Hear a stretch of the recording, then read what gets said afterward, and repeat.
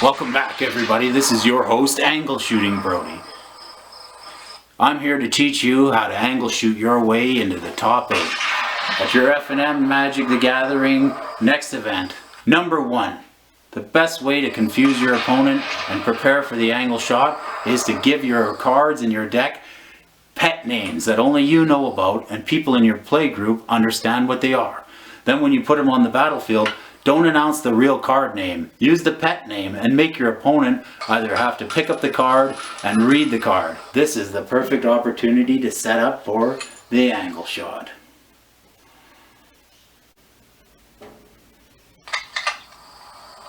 Number 2. Foreign cards. Foreign cards are the perfect addition to an angle shooter's deck. We're talking about cards that don't have English on them. Symbols only. Japanese cards, Russian cards, cards that'll have your opponents missing triggers that'll have you two-stepping all the way to the top 8 winner circle. Put those on the battlefield and watch your opponent scratch his head when you announce he missed another trigger. This is a perfect opportunity for the angle shoot. Number 3. Fast play. If you want to be a professional angle shooter, you're going to have to learn to fast play. Drop a land on turn 1, and then a land and 2 1-drops on turn 2. When your opponent asks to respond to the first one, you tell him he's already missed it, and you've already got another permanent on the battlefield. Sorry son, I don't have all day to explain the rules to you. This is the perfect opportunity for the angle shooter. Number 3. Two-sided cards. Two-sided cards are the angle shooter's perfect weapon.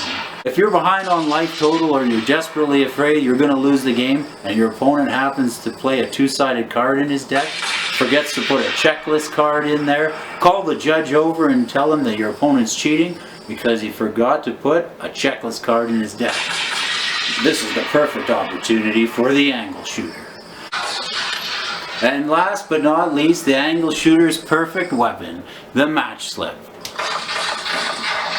You've already lost 2 games, but your opponent has graciously allowed you to complete your side of the match slip, and you tell him you'll oblige to hand it on up to the judges' table. This is the perfect opportunity for the angle shooter. Even when you're losing, take the match slip up to the judges' table for your opponent. Look at that. Get your pen out. Your opponent just dropped in the last round. When they call the next round, you'll be going to the top 8 and your opponent will be scratching his head wondering how it's possible that he ended up dropping when he just went 2-0 in the last round. Well, this has been your angle shooting friend, here to teach you all the dirtiest tricks of the Magic the Gathering pros that are out there. Believe you me. You may not see these angle shooters, but they're out there. The way they win games when nobody's watching. Once again, thanks a lot for watching, everybody. This has been your host, Angle Shooting Brody.